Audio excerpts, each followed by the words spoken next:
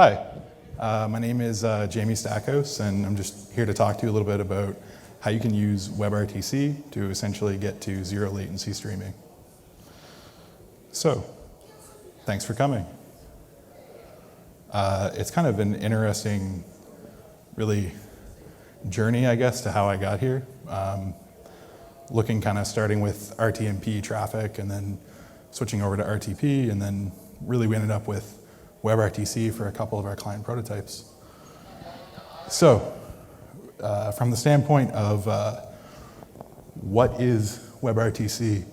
Well, from some of the people's kind of experience with it, Sergey is one of the implementers for an open source package for Nginx, and his explanation on an issue of if they were going to have WebRTC support was, I don't think so. WebRTC is mind-blowingly complex. So it was kind of an interesting tidbit. So WebRTC really kind of helps you solve a latency issue, but by using it, it introduces its own set of challenges. So applications demand different characteristics from their audiovisual solutions. For some live applications in particular, low latency can be the most important aspect. There are always trade-offs when you're working with any technology. But when you're trying to aim for low latency, you're essentially reducing the size of your buffer. And by reducing the size of that buffer, you're increasing the risk of playback stalls. Technologies like HLS or Dash inherit a certain amount of delay from the live edge just by the nature of their design. So by working with technologies like WebRTC, it's possible to achieve a lower latency. Kind of through this talk, I'm hoping to provide a showcase the designing process that you'll be able to go through to evaluate what streaming technology will work for you, and use a couple of examples to help guide that process. One of those examples will be a prototype that we consulted on, and I'll walk through the nature of the prototype that caused us to research deploying WebRTC.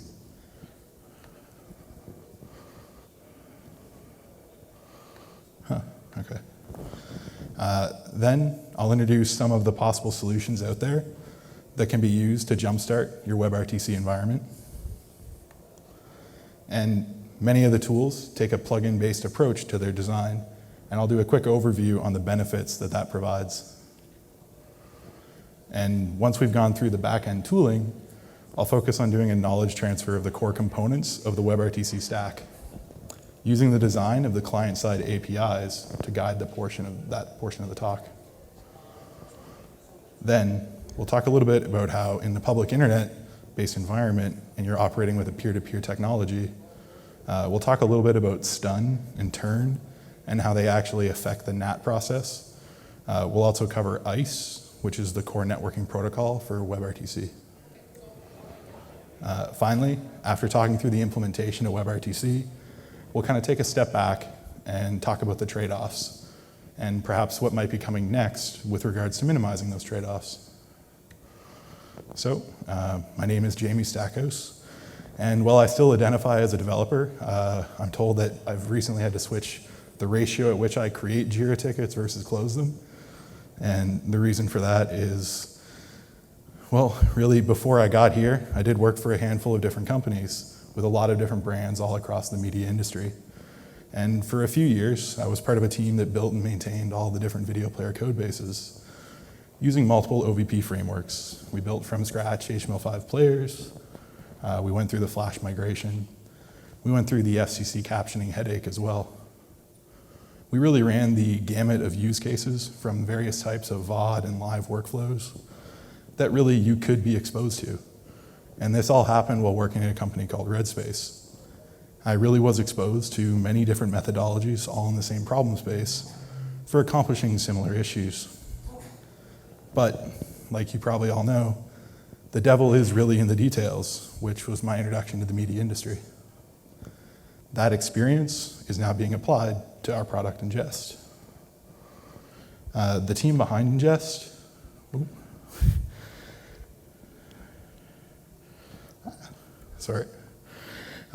the team behind Ingest built the online video platform that we wanted to use. And our decisions of what it was like to focus on really what the type of projects that we wanted to build that product for. And through that product, we focus on all the different ABR-friendly formats, so HLS and Dash. Additionally, we knew that support really was one of the core differentiators. What is going on? All right.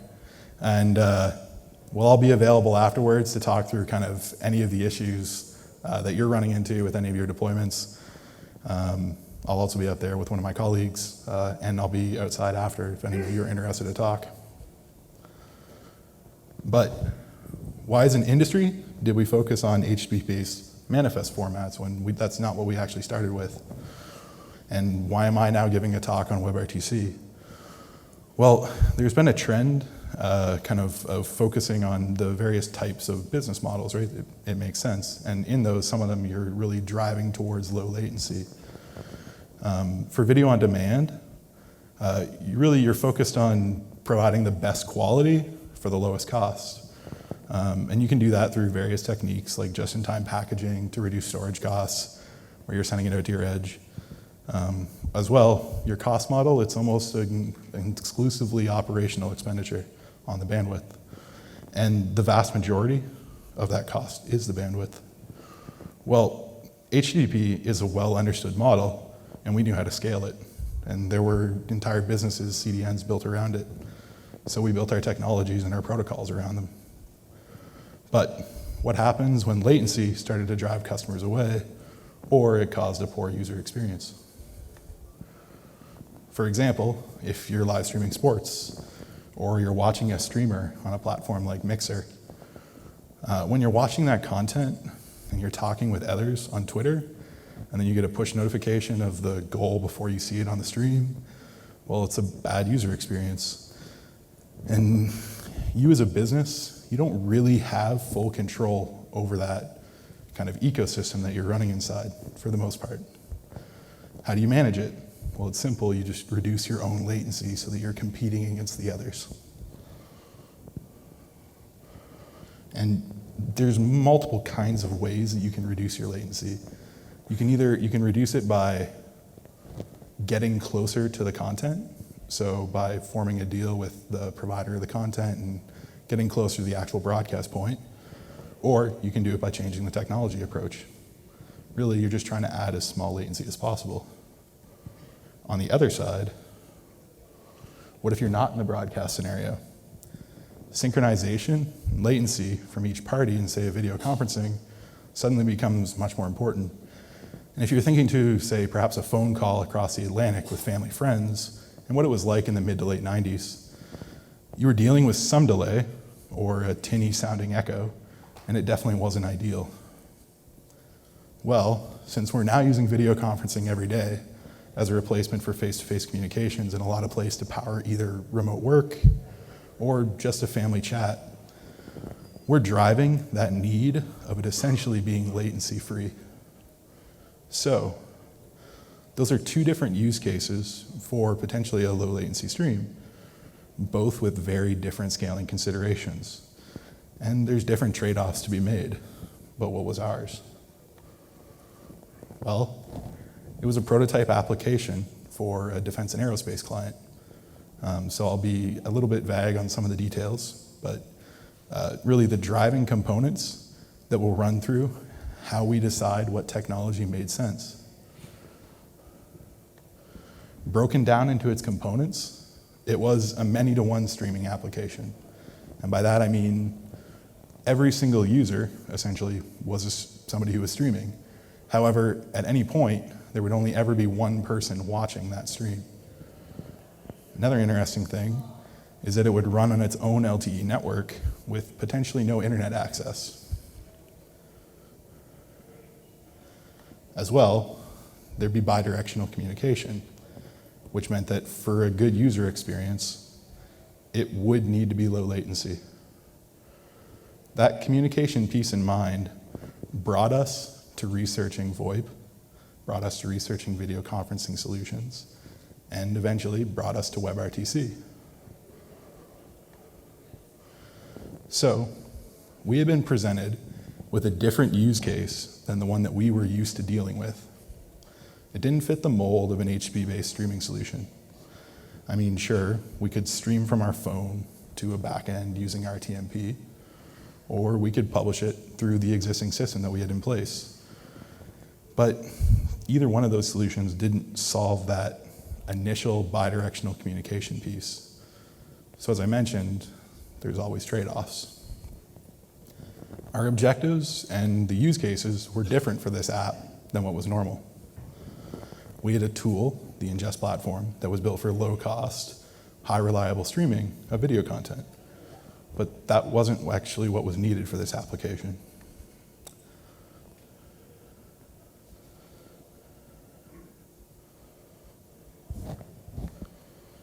Why am I going back? Sorry about this. So it's important to remember that the consumer of the service is really who drives what's important to the application. They drive, what do they really consider important with that application? So meeting or exceeding that expectation is what will keep them engaged and will keep them coming back to using the platform or the service. And those expectations can cross many different boundaries. It can be from the content that they're watching, what they're interacting with, the design of the application itself, and whether or not the core technology that you chose is providing the best experience for them. So let's go through an exercise of defining what contributes to success of your media-based application, where we really set up the performance and the cost as the balance. So as a goal, as a business, generally, you're looking to minimize cost. So that's one of the business requirements. On the other side, you're also making sure that people continue to use the application. So perhaps, let's say we're a VOD platform, and we wanted to make sure that we were performing, the lowest latency streams, just because that was something that, say, the technological implementer behind the platform wanted to achieve. Might not be the best scenario. You can make it happen, but I bet that as a business, you had a budget in mind. So to minimize that cost, providing the service, well, we do it, but we do it by essentially running very, very small virtualized services. And it's only going to cost us a magnitude of like $50 a month.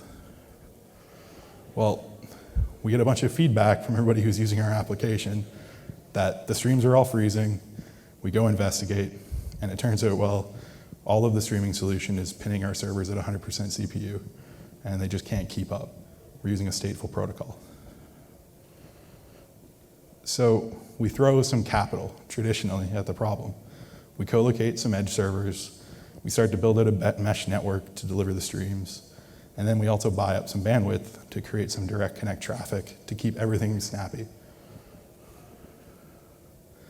Suddenly, our content is taking off. We're hitting hundreds of thousands of viewers or millions of viewers, and we're serving it all via this stateful protocol to achieve the low latency, meaning that our hardware bill, or the cloud bill potentially, is getting into the not insignificant range.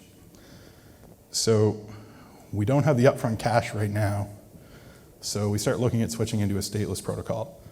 And we determine that our users will, for the use case here, the video on demand, they could actually deal with a couple of seconds of delay from the live edge.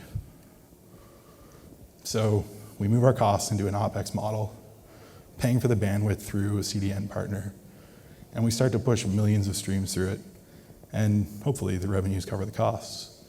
But most importantly, we made the decision that it worked for the end consumer.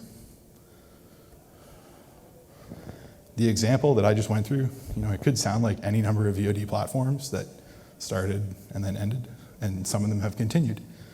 And they just really, at the core, they all wanted users to come back and continue to watch their content. They wanted them to continue to be engaged with their content. Sometimes it's hard to find that balance of performance and cost. they can oftentimes be at odds, but there are creative ways you can drive that balance closer to equilibrium. To grow that level of engagement, whether through quality content or great user experience, the technology you choose will have an impact. So, if we go back to our use case, what were the factors that drove us to find equilibrium with WebRTC? Well, we had a couple of objectives for this. We knew, not from the client, but that it had to be a low latency solution. And the reason for that was the bidirectional communication inside the application. As well, what the client had told us is that there was a requirement for this bidirectional communication. We also knew that we were dealing in a scenario where we had a single streamer and a single watcher, and then we were going to be duplicating that scenario. So the two-way audio really meant that if we were doing any HTTP-based streaming, we'd always have some either synchronization issue or we would have some kind of latency between what the viewer was seeing and what was being communicated back to the actual streamer. So if you think to kind of a scenario of you're holding up your camera and it's like, hey, can you move 5 feet to the left? I want to get a better angle on that. If you hear that 6 seconds, if you see the result of you saying that 6 seconds later, it's not really a great user experience. So our method to drive engagement from the technology standpoint was minimizing that latency and keeping the audio and the video synchronized. So we went towards the technologies that are used for video conferencing, protocols like Jingle or the WebRTC project. From our research, these were the tools that we focused on. We worked with a services partner like Talkie or TalkBox, and we found that they let us get a prototype very quickly out to the market. And with a unique application, they'll be able to handle the server-side aspects of your WebRTC deployment. However, if you found yourself with a use case like ours, where we had to run it without access to the internet, then an online service might have been off limits. So here's the breakdown of those tools essentially based off of licensing, support, and then what they focused on the features and use case. From a licensing standpoint, all of the projects have an open source license. Asterisk and Janus both were dual licensed in case you needed to handle proprietary development on top of their software. From the standpoint of support, they all kind of had their own way of handling community support, whether it be Google mailing lists or GitHub issues or their own bug tracker. But as well, some of them had companies that you could pay for consulting through them as well. But the real defining feature, I guess, of all of them was what they decided to focus on. So in the case of both Asterisk and FreeSwitch, they'd both been around for quite a while. And they seem to have both been started as software switches for PBX, essentially telecom background. They had lots of different telecom plugins that were available. And it might be something that you need for your use case. Think if you were trying to compete with a Skype or a GoToMeeting or something like that. Out on the edges, there's also the tool NK Media.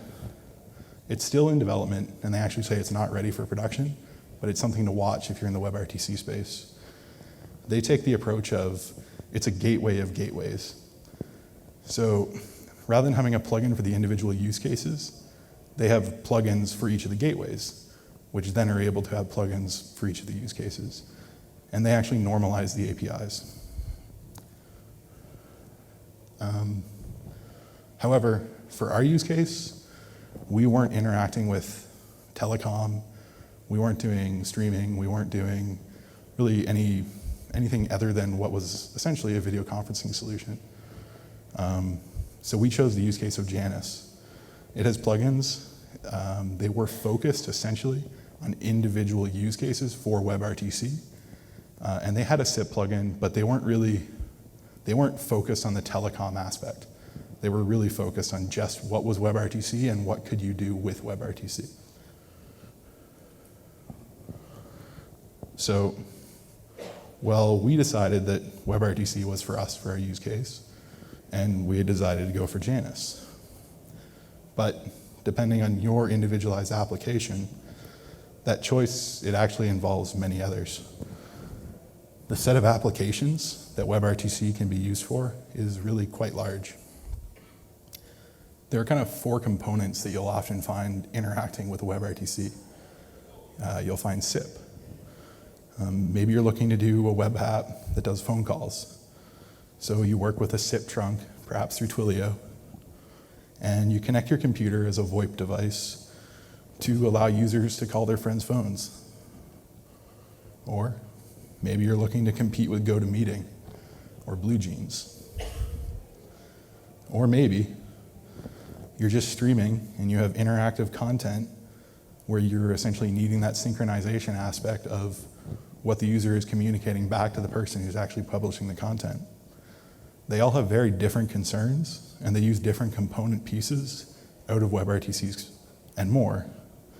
And the server-side implementations that you'll have will differ quite greatly based on those needs. They all interoperate with each other at different layers, and that final client piece, well, that's really where it all comes back together as WebRTC. So, how do you choose the tools that make up your final architecture? Well, a plugin-based solution from an open source server, it can make a lot of sense for some people. It makes optimization possible for your particular use case, and as a developer, you get familiar with that project's framework. So, as we move closer and closer to what an actual implementation looks like, let's start to move towards the architecture of WebRTC on the client side. So this is WebRTC at a sky-high view. Assuming that you're working in the browser environment, you work mostly with the exposed W3C web API. To accomplish this simple client-side API, there's still a lot of server-side code you'll need to write if you didn't use one of the tools that we talked about before. WebRTC is the framework, but there are many different ways that you can deploy it. If we focus in on the top section of this diagram, you'll really see the 2 aspects that you as an application developer work with. There's the web API. This is the exposed API that's written in JavaScript for browsers. Or, potentially, you can use the iOS or the Android SDKs. These are what give you access to those C++ APIs that are written by the WebRTC project. These APIs, they're intended to simplify the client-side flows of WebRTC, which is great, because as Sergey pointed out, it's mind-blowingly complex. As well, you might see in the diagram that the signaling component is marked as abstract. Interestingly, WebRTC doesn't define how you talk to your backend to establish what they call the control plane. This style of design for WebRTC allows this kind of plugin of standards to function for certain components. And it's one of the reasons that WebRTC is so versatile.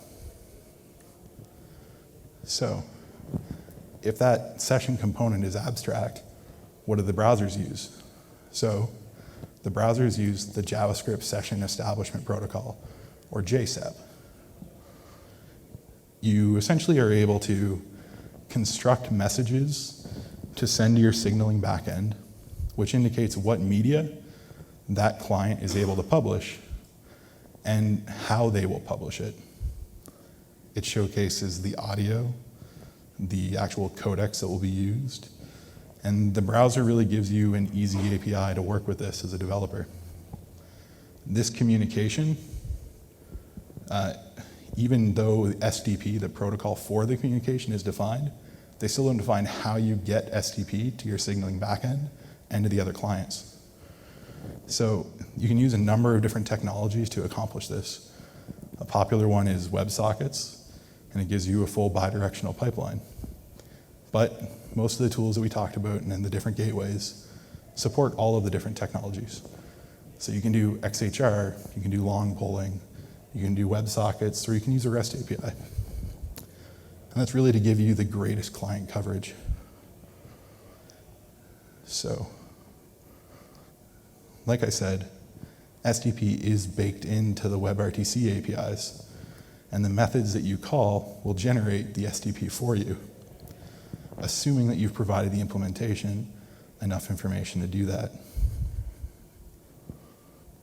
So, as we see here, you're able to essentially construct an RTC peer connection. And while doing that, you're essentially able to add any stream of data to it. This stream will include the data that you're intending on passing to your other peers. Generally, in the WebRTC flow, say for video conferencing, this might be a get user media call, which returns the user's webcam and their microphone. And you're able to pass that feed through to the other peer. Once you've added the streams of media that you want to send, you can call the create offer method. It used to support callbacks, but that's been changed to what's the promise interface. The reason why I point this out is that the WebRTC project actually offers a library essentially called Adapter.js that, as the standards are evolving, they'll essentially fix those inconsistencies for you that allows you to stay writing the code however you did at the time. So once it completes and you have the SDP, you pass it through to this set local description. That's essentially taking this SDP message that you've just created and setting it back into the client.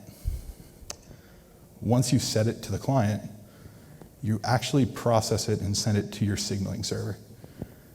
At this point, this is when the signaling server will essentially determine who this should go to, who is looking for this information. And all of this is actually determined out of band of WebRTC. So it's up to you to determine on the signaling serving side, how should those users actually come to want to communicate with each other. So this is what the SDP actually looks like.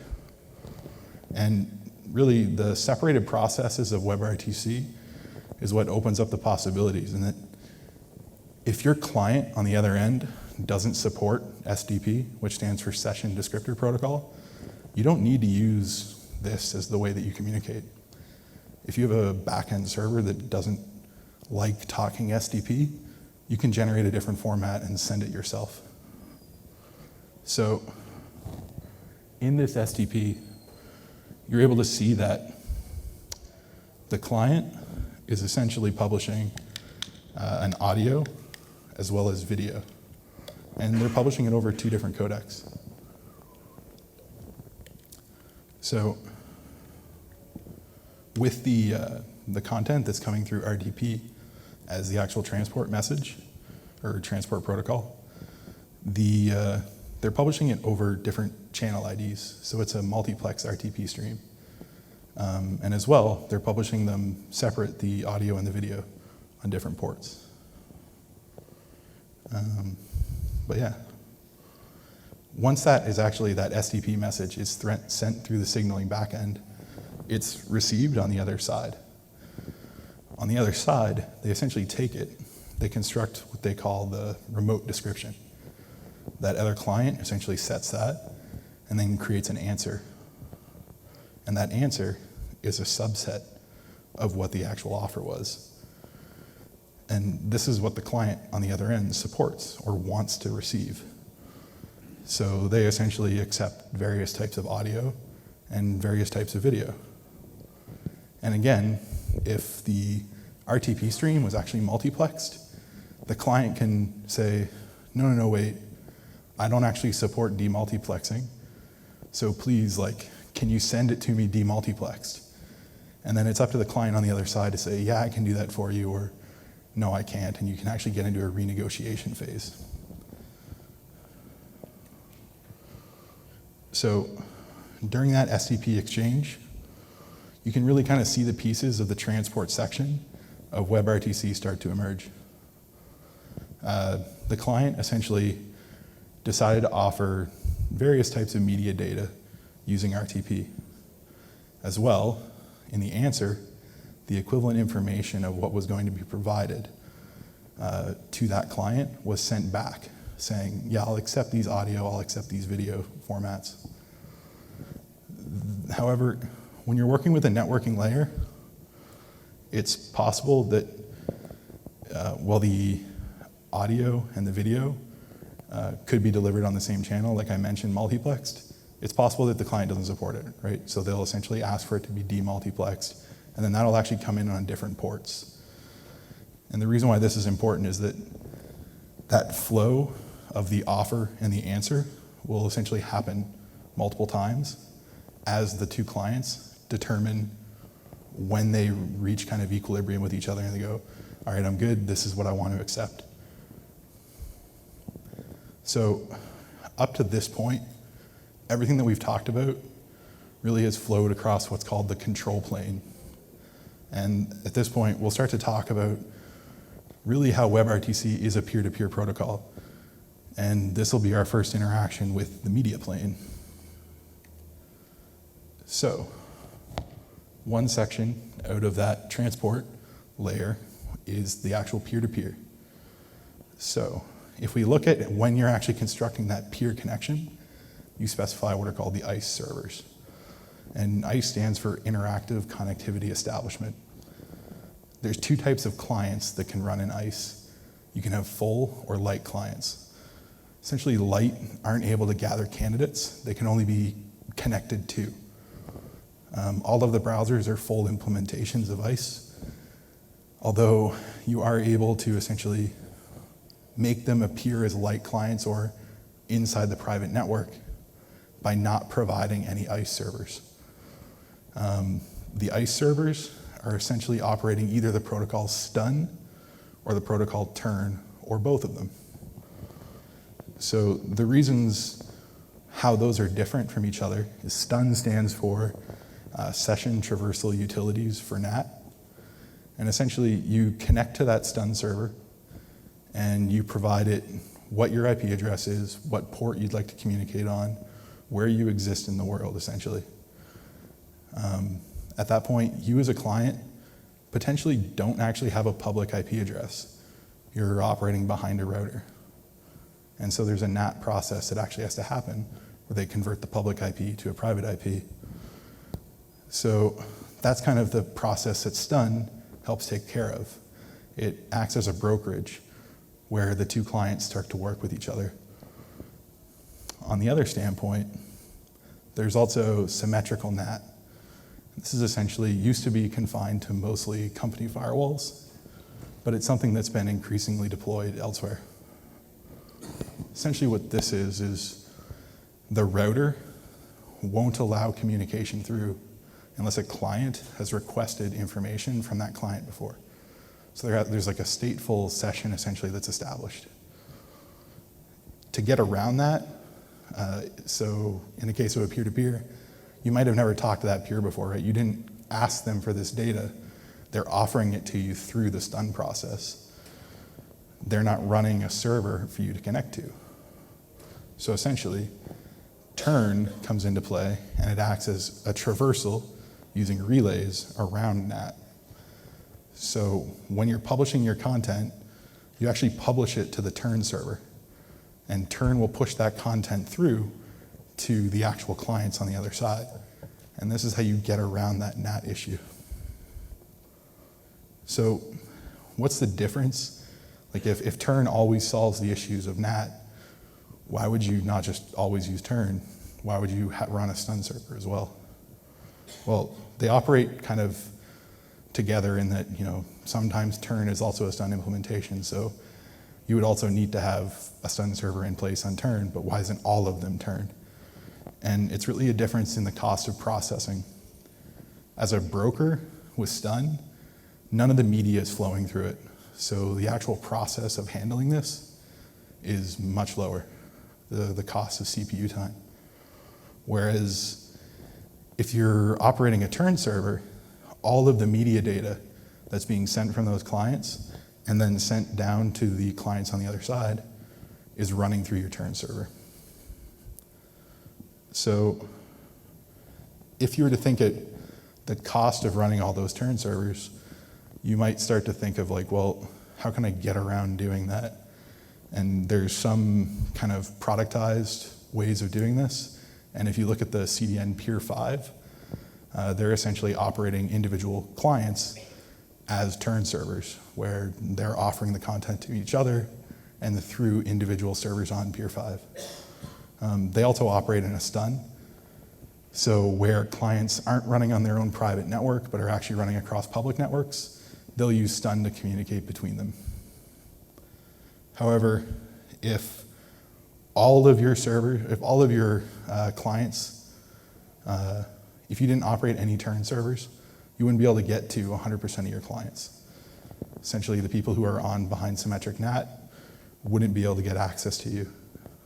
As well, in real use cases, a lot of the times those turn servers are actually doing other processes as well. They might be doing real-time transcoding of the content down to different bit rates to actually offer what's called simulcasting inside of the WebRTC protocol, where they're actually casting out different bit rates, essentially allowing you to achieve the adaptive bit rate that HLS or Dash does.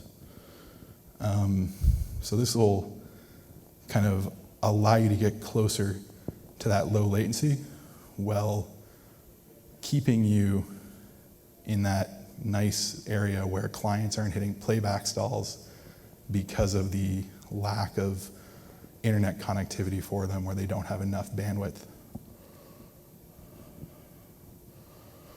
So when you're choosing WebRTC, make sure that you're choosing it as the right tool for the job that you're looking to accomplish with it.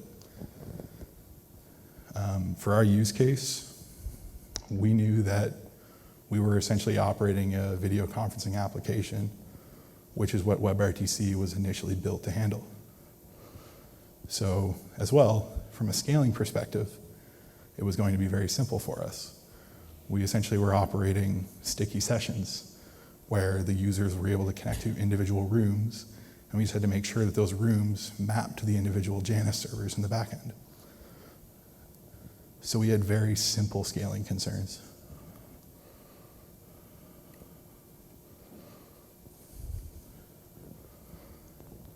WebRTC is new, and support is still coming in some of the clients. It's supported in a lot of the browsers, and you have iOS and Android. However, almost none of the browsers support what's called the data channel in WebRTC, which is the ability to not only pass audio and video, but to essentially use them as a WebSocket and pass data. That's still coming in a lot of the different browser implementations.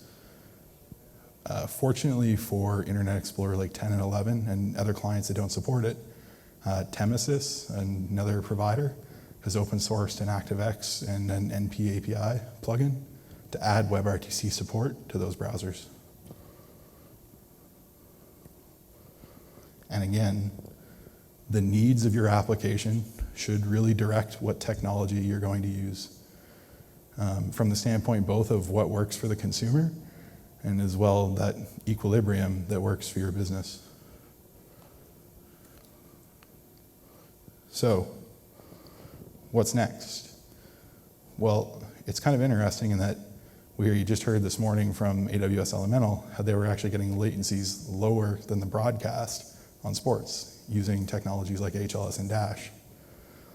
It's interesting that essentially they've gotten the speed of their transcoding flow in the cloud to be lower than that of the broadcast.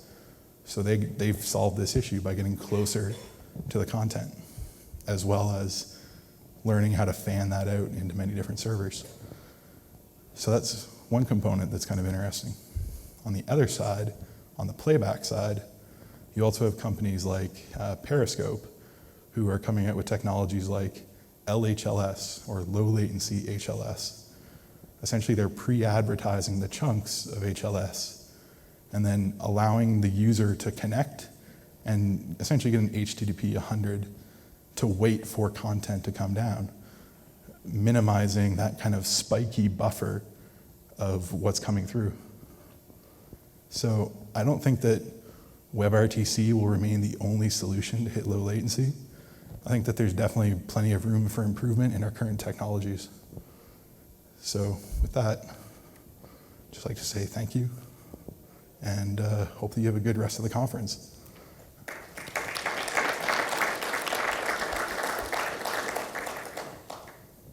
And does anybody have any questions?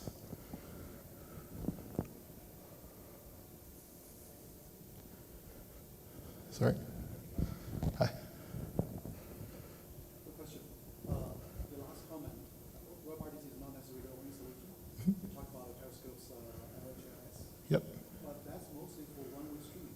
Yes. Talk about two-way communication, is RTC still the only choice? Yeah, for right now, I think that WebRTC is, sorry, the question was, I was talking about Periscope's LHLS for two-way streaming. Does that also solve that scenario? And my answer, I guess, is that no, it doesn't. So if you still have that requirement of the two-way streaming, you're still going to be dealing with the synchronization issue. So if you are running a platform like Mixer and you have users communicating via text back to the person streaming, you're going to want to try and synchronize the latencies of those to be as close as possible. And the simplest way of doing that might be via WebRTC. Again, that would be through the data channel that would allow you to do that. Is it? Cool. Any other questions? So you mentioned the different technologies for low latency, and I think one of the differentiators between low latency HTTP-based protocol and WebRTC is the scaling. Mm-hmm. It might be that you need to use both if you want to still maintain scale and interactivity of bidirectional communication. Yep. So that was actually the approach that Periscope took initially. For the first 100 users, they actually received a WebRTC stream. So the issue that they ran into was once a stream got very popular, they ran into the scaling issues, and they used to then switch the users over to HLS. From the standpoint of where they ran into problems was essentially those users were delayed on the feedback that they provided. Now on Periscope's platform, it was the hearts, so it was less noticeable, but definitely there's room for how do you scale it. And there's a couple projects like RTC multi-connection that will make that a little bit better. Essentially, it's the work that Peer 5 is doing pretty much, where they make the WebRTC users a CDN for you. And it might make scaling a little bit easier.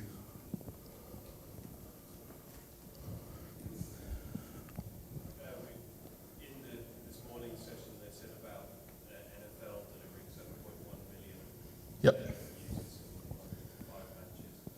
Do you think WebRTC can be used to deliver million-scale video? Yeah. So the question is, in this morning's session, they talked about using. It was Elemental. They were doing the NFL streams to 7.1 million viewers, and do I think that that's possible with WebRTC? I think that it's definitely possible. However, it kind of goes into that balance of performance and what it costs. With WebRTC, you are running potentially a lot of stateful processes with turn. So that's going to end up costing you a lot of money to be able to achieve that. From the standpoint of lowering bandwidth costs, if you were to put a partner in like Peer 5, you might be able to achieve a little bit of that back. So really it's a balance of what's possible. And if any of you are here for the CDN optimizations, a lot of them were talking around pulling in more of these peer-to-peer solutions to achieve those kinds of levels of scale. Any other questions? So when it comes to overall impact, latency, Mhm. measuring latency, Yep. do you see better results with technologies like WebRTC, or not talking two-way video, just like one video? Yep, one way down. Or UDP acceleration engines, like to Right. the CDN? To the CDN? Yes. Okay. So the question was, do you essentially see performance benefits from, say, your ingest point into the CDN or to the transcoder? And I would say that no, you won't see really a benefit from like a UDP MPEG to TS being delivered. Really the benefit that you're getting through WebRTC is the delay that's inherent in the HLS and Dash protocols by how they have to wait for content to be available. And that's how Periscope is working around that. They're essentially pre-advertising those chunks. So before the content is actually available, or that half second or 1 second chunk of HLS, they're saying, go here to get it. And then if somebody actually does go and fetch it via their player, they respond with 100 continue and wait until that content's available and it gets streamed down. So from the standpoint of the actual transcoding piece, the content's already there, and that stream is already coming through. And it's still using, say, whether if you're using MPEG-2 or RTP, you're just adding an additional overhead with the WebRTC and the way that they actually do the communication. So I don't think that you would actually see any benefit. There's, like, like optimizing just acceleration product. Yep. Isn't that exactly what it does? There's substantial results for, latency without even, client-side detection, just that it does. I'm not aware of that. I'm just curious, Yeah. I don't understand the technology to the degree that you discussed. I'm just curious. Yeah. When your goal is to get low latency, Mhm. should you be trying to tackle it from the client side or from the ingest side? I think that, so the question is, the follow-up is, Akamai has a product that allows you to essentially achieve this, and the person asking it thinks that they feel that it's done via WebRTC, or they know. No. I was asking if the problem you're trying to solve is low latency, Yeah. should you tackle it from Oh, okay. WebRTC at the client side or ingest to a CDN? Okay. So the question actually is, if you are looking to tackle low latency, should you tackle it from the client side or from the ingest side? And I think that it's a combination of both. I would first start to look at tackling it from the ingest side, because that requires the least amount of change to your downstream infrastructure. So that would probably be the first place that I would look at it. And then from that standpoint, see what gains can be made there, and then start to look at potentially ways that you might be able to manipulate the client side. Does that answer your question? Okay. Any other questions? Oh, sorry. Regarding data sharing, Yep. you mentioned that most of the browsers today does not support it. Yep. And are you aware of any collection service that's actually leveraging the data channel for, say, video sharing, things like that? So there's a streaming service. The question was, am I aware of any technology or people who are utilizing data channels since it's not well supported? The answer is that there's a service called Caffeine. They're essentially a competitor to Mixer. They're doing WebRTC live streaming for essentially gamers to stream content to each other. They separate the webcam and the video feed and things like that. And as well, the chat actually happens through data channel if it's supported.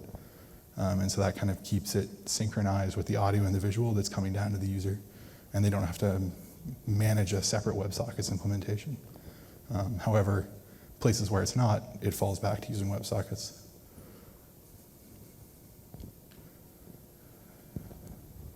Any other questions? Sorry, it's hard to see. All right. I think that's everybody. Thank you very much again.